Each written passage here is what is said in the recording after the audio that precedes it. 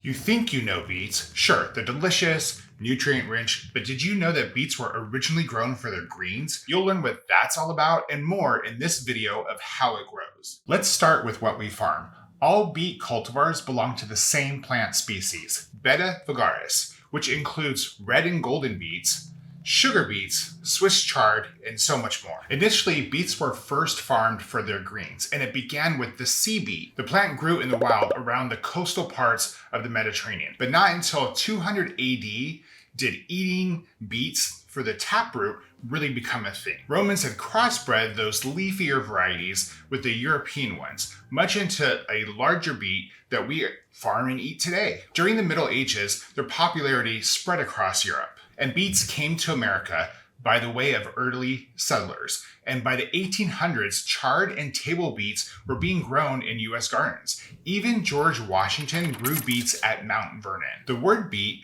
can mean both the crop and the prepared taproot.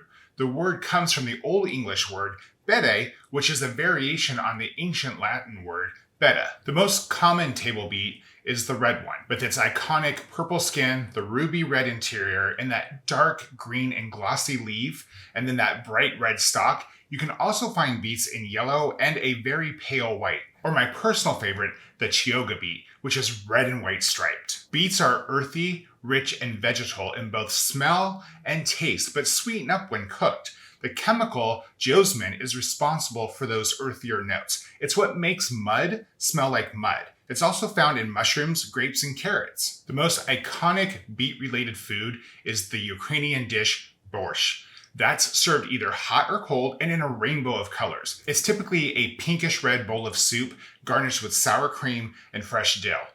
So how do beets grow? The plants are biennials that we farm as annuals. Annual crops complete their life cycle in 1 year, where biennials take 2 years. Seeds are sown in the spring, leaves continue growing, gathering energy, and store it in the beet, increasing its size. This process goes on all summer and fall. We harvest the taproot before the plant is allowed to flower or seed. Here in California, beets are harvested from July through October. The beets are first topped as their leafy greens are removed, where they then can be left to fertilize the soil. The beets are then lifted, dirt is further removed, and then they are gathered. A single acre can yield up to 25 tons of beets. And that's how beets got from the shores of the Mediterranean to California to you.